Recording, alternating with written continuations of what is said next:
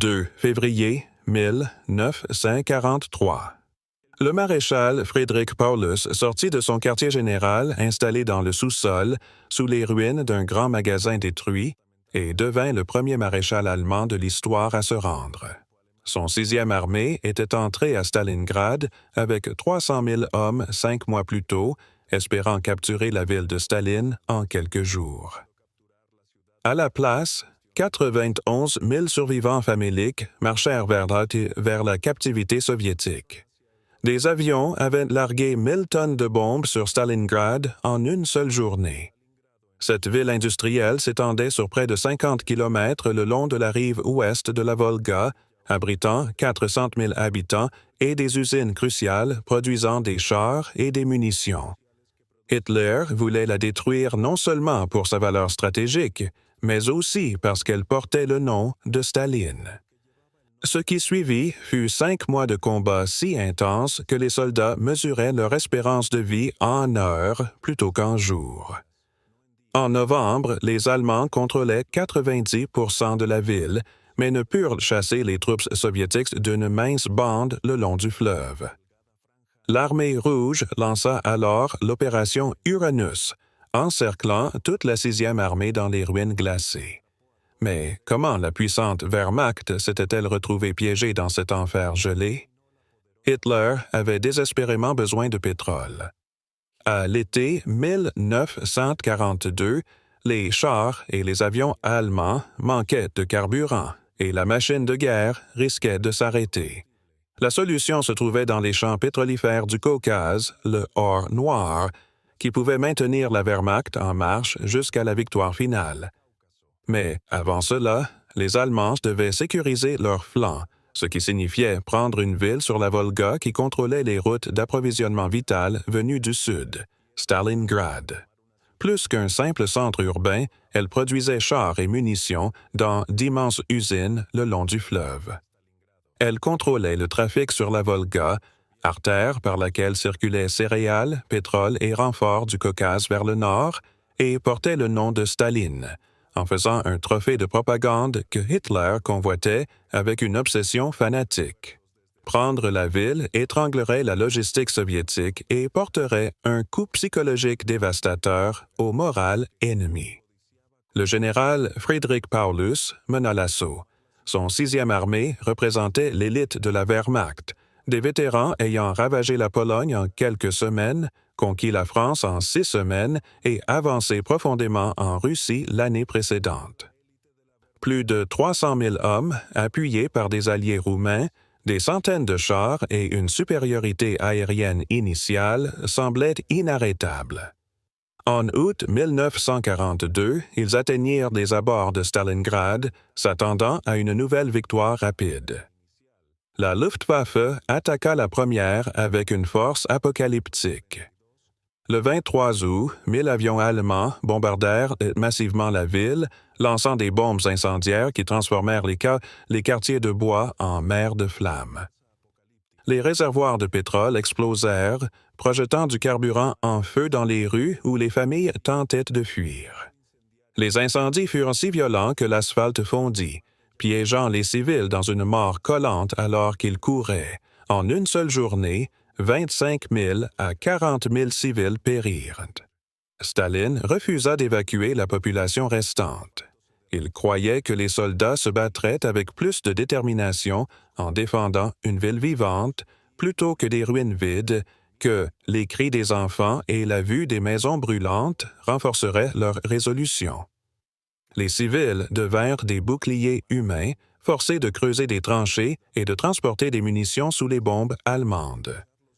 Dans l'usine de tracteurs, les ouvriers continuaient à construire des chars, même lorsque les grenades allemandes perçaient le toit, envoyant des T-34 directement de la chaîne de montage au combat. Puis, les Allemands entrèrent dans l'enfer qu'ils avaient eux-mêmes créé. Le général Vassili Tchikov commandait la défense. Son 62e armée recevait des ordres directement de Staline. « Not one step back ». 3 mots qui signifiaient la mort pour quiconque désobéissait. Les soldats soviétiques qui se retiraient étaient exécutés par les détachements du NKVD positionnés derrière les lignes. Les commissaires politiques faisaient exécuter des hommes pour lâcheté, parfois des unités entières pour avoir cédé du terrain sans autorisation. La bataille devint une broyeuse de chair humaine. Les Allemands l'appelèrent Rattenkrieg, la guerre des rats, car les hommes se battaient dans les égouts et les caves au corps à corps. La ligne de front traversait les bâtiments individuels. Les Allemands occupaient le 3e étage, tandis que les Soviétiques défendaient le 2e, se lançant des grenades dans les escaliers. Chaque pièce coûtait des vies à prendre ou à garder. La gare changea de main 14 fois en une seule journée, couverte des corps des 2 camps. Une cinquantaine de soldats soviétiques et d'agents du NKVD transformèrent le silo à grains en forteresse. Coupés des ravitaillements, ils tinrent 5 jours, du 17 au 22 septembre 1942, repoussant plusieurs assauts avant d'épuiser leurs munitions. Lorsque les Allemands le prirent enfin, ils ne trouvèrent à l'intérieur que des cadavres soviétiques, des hommes qui avaient immobilisé des centaines d'assaillants. Des batailles similaires se déroulèrent dans l'usine de tracteurs, où les ouvriers soudaient des plaques de blindage pendant que les soldats combattants dans les ateliers. En octobre, les Allemands contrôlaient 90% de la ville. Les Soviétiques s'accrochaient à une mince bande le long de la rive ouest de la Volga, parfois profonde de seulement 300 mètres. Les soldats allemands plaisantaient sombrement « We've captured the kitchen, but we are still fighting for the living room ». La victoire semblait à portée de main, mais à 300 miles de Stalingrad, quelque chose d'énorme se préparait. Les généraux Tchoukov et Vassilevski avaient convaincu Staline d'un plan audacieux. Tandis que Paulus saignait son armée dans les combats urbains, il concentrerait plus d'1 million d'hommes dans les steppes vides, cachés des reconnaissances allemandes. L'objectif n'était pas les vétérans aguerris dans la ville, mais les flancs fragiles, tenus par des armées roumaines, italiennes et hongroises, mal équipées, démoralisées et trop dispersées sur de vastes distances. Ils représentaient le point faible de la position allemande. Le 19 novembre, l'opération Uranus entra en action. Plus de 3000 canons soviétiques ouvrirent le feu dans l'obscurité précédant l'aube. Les positions roumaines furent anéanties par le bombardement d'artillerie. Lorsque le feu cessa, les armées de chars soviétiques s'élancèrent à travers des brèches de 32 km de large avec leurs T-34, traversant la steppe gelée à une vitesse impossible à égaler pour les unités roumaines tirées par des chevaux. La 3e armée roumaine se dissolut dans la panique. Des divisions entières jetèrent leurs armes et fuirent vers l'ouest, tandis que leurs officiers abandonnaient leurs hommes au milieu du chaos. Les unités italiennes et hongroises ne connurent pas un sort meilleur. Leurs légers canons anti-chars rebondissaient inutilement contre les blindages soviétiques. En quelques heures, les flancs de l'axe, soigneusement construits, s'étaient effondrés. Les pinces soviétiques avançaient l'une vers l'autre à une vitesse terrifiante. Les forces du Nord, sous le commandement du général Vatoutine, parcoururent 80 km en 2 jours. Celles du Sud, sous Yeremenko, avancèrent encore plus vite. Les commandants allemands observaient, impuissants, les cartes sur leur table où les lignes du front se refermaient rapidement. Le 23 novembre, les 2 pointes de la tenaille soviétique se rejoignirent à Kalach, à l'ouest de la ville. 300 000 soldats allemands venaient de devenir prisonniers dans leur propre conquête. Paulus communiqua immédiatement par radio avec Hitler. Le 6e armée était encerclée, coupée de toutes ses lignes de ravitaillement et entourée de forces soviétiques grandissantes. La logique militaire exigeait une rupture immédiate, tant que l'anneau soviétique restait mince et désorganisé. Donner cet ordre permettrait à ces vétérans de percer vers la sécurité et de vivre pour combattre un autre jour. Chaque heure de retard signifiait des positions soviétiques plus fortes et des forces allemandes plus affaiblies. La réponse de Hitler surprit tout le monde. Le 6e armée ne reculerait pas d'un mètre hors de Stalingrad. La ville qu'il avait juré de conquérir deviendrait une forteresse ravitaillée par les airs jusqu'à ce que les forces de secours brisent l'encerclement. Göring se vanta que la Luftwaffe pouvait transporter 500 tonnes par jour, mais les officiers savaient que l'armée encerclée avait en réalité besoin de 500 à 700 tonnes quotidiennes pour rester opérationnelle. C'était une pure illusion, mais Hitler en fit un ordre. Le pont aérien commença dans le chaos. Les avions de transport devaient parcourir plus de 300 kilomètres depuis les aérodromes allemands les plus proches, à travers des couloirs infestés de chasseurs soviétiques et d'artillerie antiaérienne. Bien que des centaines d'avions aient été promis, la Luftwaffe ne réussit à en réunir qu'une fraction. Les Junker 52 volaient à travers des tempêtes de neige et des brouillards épais, beaucoup s'écrasant dans les conditions de white-out.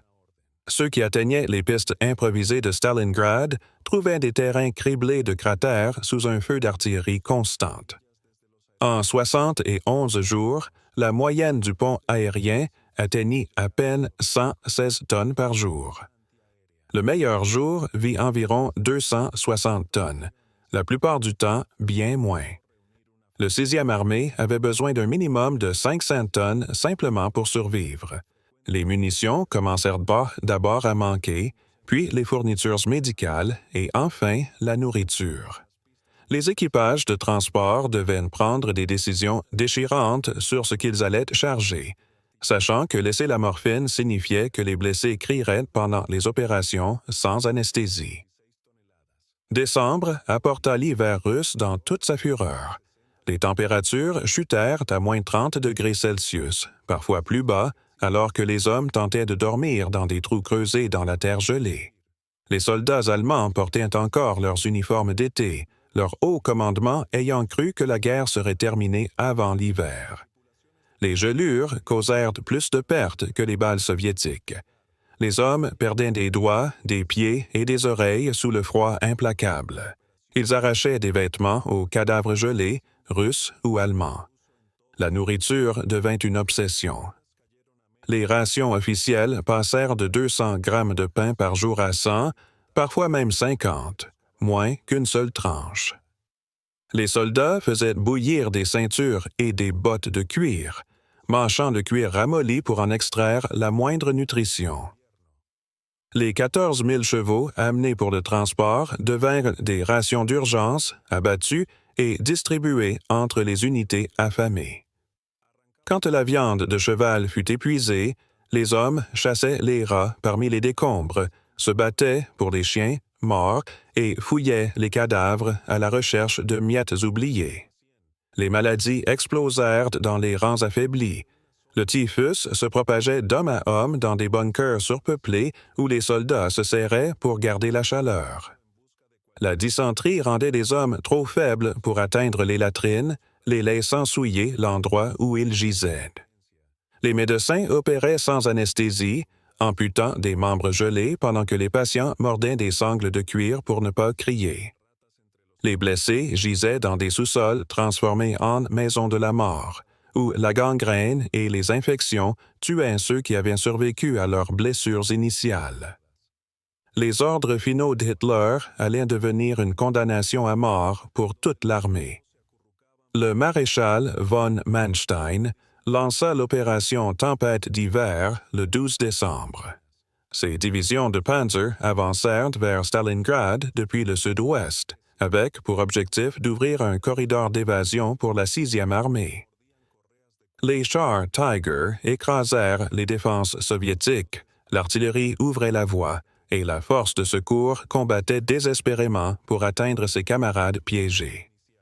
Le 19 décembre, ils n'étaient plus qu'à 50 kilomètres du bord de l'encerclement. À l'intérieur du chaudron, les soldats pouvaient entendre les canons. L'artillerie de Manstein grondait à l'horizon et chaque explosion apportait l'espoir que le salut était proche.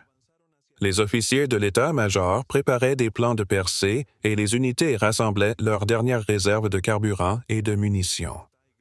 Tout ce qu'ils avaient besoin, c'était de l'autorisation de Hitler pour attaquer en direction de Manstein, tandis que ses panzers avançaient vers eux. L'autorisation ne vint jamais. Hitler refusa d'abandonner Stalingrad, s'accrochant à l'idée délirante que la ville pouvait être tenue et libérée.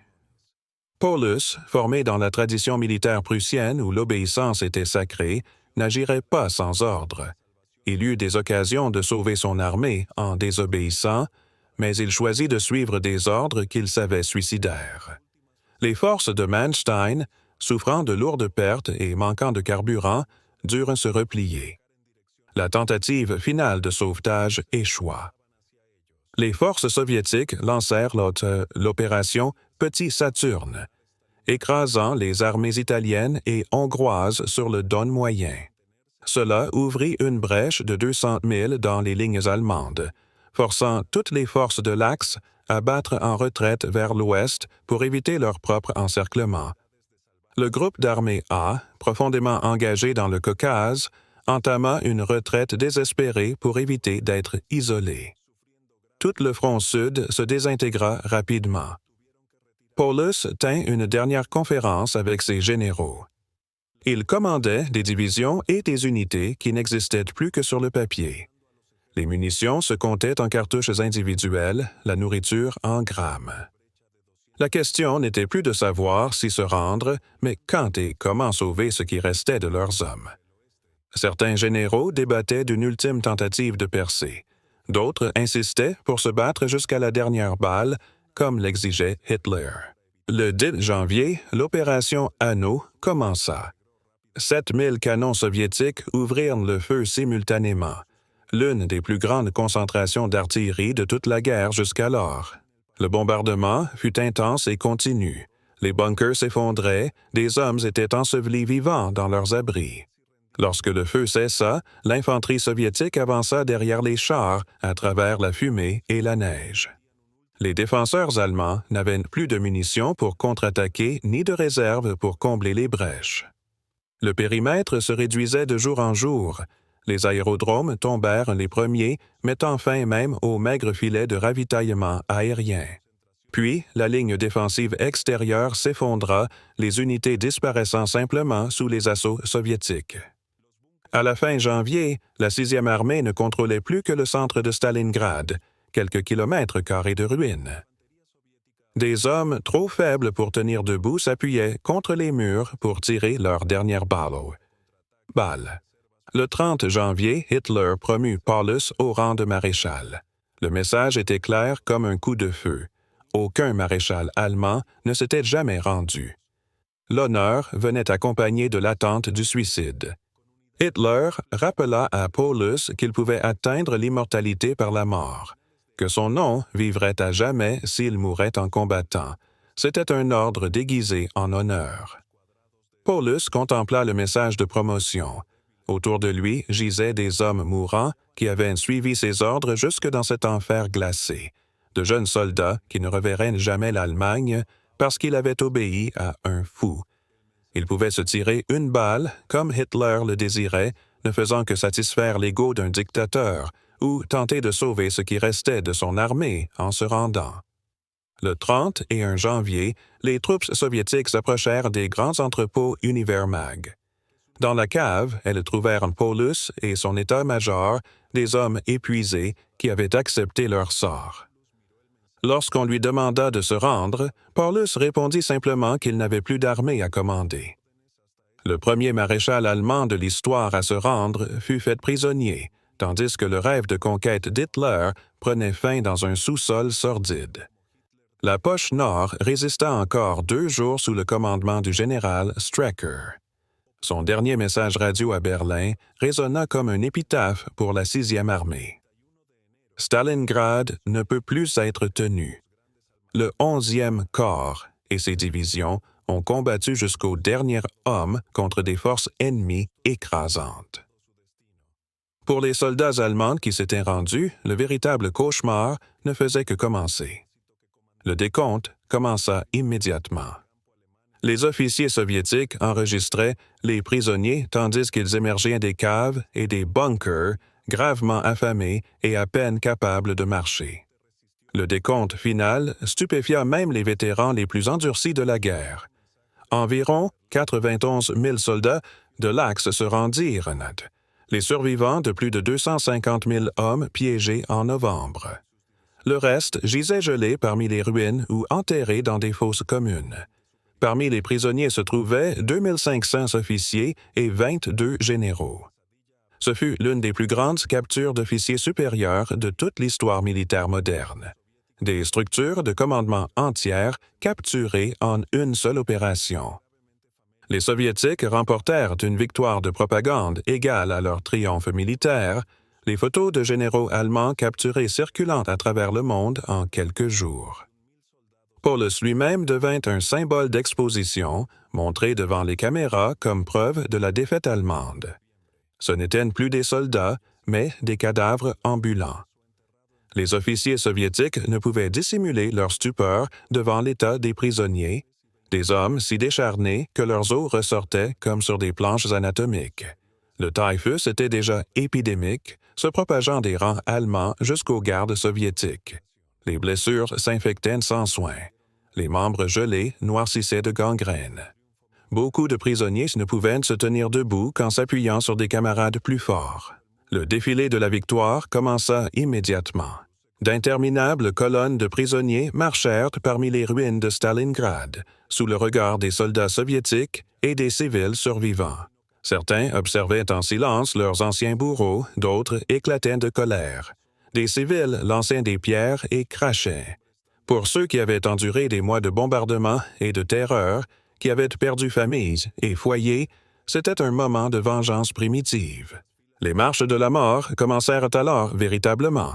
Les prisonniers furent conduits vers l'est à travers des températures mortelles en quelques heures, sans nourriture, sans eau, sans repos. Les gardes soviétiques, dont beaucoup avaient perdu amis et proches pendant la bataille, montraient peu de pitié envers les traînards. Les hommes qui s'effondraient étaient abattus sur place ou laissés à geler, leur corps marquant la route comme des jalons. Les plus forts aidaient les plus faibles jusqu'à ce qu'ils tombent à leur tour. La nuit n'apportait aucun répit. Les prisonniers dormaient à la belle étoile, entassés dans la neige pour se réchauffer, se réveillant pour découvrir des camarades gelés à leur côté. Les décomptes matinaux révélaient des centaines de morts, des cadavres rigides dépouillés de manteaux et de bottes par les survivants. Chaque jour, les colonnes se raccourcissaient. Chaque kilomètre coûtait plus de vies. Lorsqu'ils atteignirent enfin les camps de détention, des milliers avaient péri en route. Le camp de Beketovka était particulièrement brutal. Il n'y avait aucune baraque, seulement des fils de fer barbelés entourant un champ ouvert où les prisonniers creusaient des trous pour se réfugier. Ils creusaient dans le sol gelé des abris de fortune qu'ils couvraient de tout ce qu'ils trouvaient dans ces tombes de terre. Les hommes se serraient des uns contre les autres pour se réchauffer, tandis que le typhus et la dysenterie se propageaient sans contrôle. La zone des latrines devint un champ de mort où les prisonniers affaiblis s'effondraient et gelaient dans leurs propres excréments. Les rations quotidiennes étaient de 400 grammes de pain et d'une soupe claire. Déjà affamés par le siège, les hommes ne pouvaient survivre avec de telles portions, leurs corps se dévorant eux-mêmes dans une ultime trahison biologique. La mortalité explosa au printemps 1943, tandis que maladie et malnutrition achevaient ce que la bataille avait commencé. En mai, seuls 40 000 des 91 000 prisonniers initiaux étaient encore en vie. Les trains qui devaient les emmener en Sibérie n'étaient jamais revenus. Ils partirent durant l'été 1943. Les survivants furent entassés dans des wagons à bestiaux pour des voyages durant des semaines, traversant l'immensité de la Russie vers les camps de travail en Sibérie et en Asie centrale. Beaucoup moururent avant même d'arriver. Les camps étaient dispersés à travers ces régions. Certains prisonniers furent envoyés à Vorkuta, dans l'Arctique, pour extraire du charbon dans le pergélisol à moins 50 degrés Celsius. D'autres travaillèrent dans des mines d'uranium au Kazakhstan, absorbant des radiations qui les tueraient des années plus tard. Les quotas de travail déterminaient tout. Les atteindre signifiait recevoir une ration complète, survivre un jour de plus, échouer signifiait une demi-ration, la garantie d'une lente agonie par la faim. Certains prisonniers connurent d'autres destins. Le renseignement soviétique recruta des Allemands anti-nazis pour des travaux de propagande, formant la Ligue des officiers allemands et le Comité national pour une Allemagne libre. Le général Paulus lui-même les rejoignit après avoir appris l'existence de l'Holocauste et d'autres crimes nazis. Sa voix à la radio soviétique surprit les auditeurs de la Wehrmacht. Les années passèrent dans les camps. La guerre prit fin en mai 1945, mais les autorités soviétiques gardèrent les prisonniers allemands comme forme de réparation pour leur pays dévasté. Les prisonniers allemands devinrent des fantômes, leurs familles ignorant tout de leur sort sans savoir s'ils étaient vivants ou morts. Le chancelier allemand Konrad Adenauer se rendit finalement à Moscou en 1955, obtenant la libération des derniers prisonniers en échange de la reconnaissance diplomatique. Les trains arrivèrent en Allemagne sous les yeux de foules de familles en attente. Des femmes brandissaient des photos d'époux vus pour la dernière fois en 1942. Des enfants, bébés à l'époque, étaient devenus des adolescents. Sur les 91 000 prisonniers capturés à Stalingrad, seuls 5 000 à 6 000 descendirent de ces trains. Les survivants étaient des hommes brisés. Ils revinrent dans une Allemagne qui avait avancé, qui ne voulait pas entendre parler de la souffrance endurée dans les camps soviétiques, occupée à reconstruire sa propre dévastation. Les chiffres révèlent la vérité ultime. La 6e armée, qui avait marché confiante vers Stalingrad, comptait plus de 300 000 hommes à pleine force. Sur les 91 000 prisonniers, plus de 85 000 moururent en captivité soviétique. Le taux de survie, à peine 6 %, reste l'une des statistiques les plus sombres de la guerre. De la fière armée allemande qui entra à Stalingrad, presque aucun ne revit sa patrie. L'impact se répercuta à travers l'histoire. Stalingrad brisa la colonne vertébrale de la Wehrmacht, détruisant une armée entière et anéantissant le mythe de l'invincibilité allemande. Ce fut le point culminant de l'expansion nazie, le sommet avant le recul. Après Stalingrad, l'Allemagne ne mena plus que des batailles défensives désespérées, échangeant l'espace contre le temps dans une guerre déjà perdue. Pour l'Union soviétique, la victoire à Stalingrad annonçait son émergence comme superpuissance militaire. L'Armée rouge, sortie des ruines, marcherait jusqu'à Berlin, occupant la moitié de l'Europe. Le coût humain défia toute compréhension. Les pertes totales des deux camps dépassèrent les 2 millions de morts, blessés et disparus. Plus de Soviétiques moururent à Stalingrad que d'Américains pendant toute leur guerre. La ville elle-même cessa d'exister, réduite à des décombres si complets que les libérateurs ne pouvaient plus retrouver l'emplacement des rues. Sous la ville moderne reconstruite, les ouvriers trouvent encore des ossements. Pour ces 91 000 hommes qui marchèrent vers la captivité, Stalingrad signifia la fin de tout ce qu'ils connaissaient.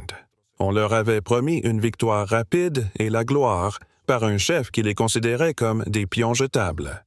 À la place, ils trouvèrent la mort dans une ville glacée, loin de leur patrie. Un sacrifice dénué de sens, sinon comme témoignage de la futilité de la guerre. Des images granuleuses montrent des colonnes sans fin avançant dans la neige, des yeux vides regardant depuis des visages squelettiques. L'armée la plus fière de la Wehrmacht, réduite à des fantômes chancelants. La plupart disparurent dans le système pénitentiaire soviétique, envoyés dans des camps de travail lointains. L'armée qui avait semé la terreur à travers l'Europe, qui avait assassiné des civils et des prisonniers, qui n'avait montré aucune pitié dans son avance, n'en trouva aucune dans sa défaite. Au final, seuls les chiffres demeurent pour raconter leur histoire. 300 000 entrèrent dans la ville, 91 000 se rendirent, 6 000 rentrèrent chez eux. Les autres reposent sous les rues de Volgograd, leurs os mêlés à ceux de ceux qu'ils étaient venus conquérir, unis pour toujours dans la terre glacée de Stalingrad.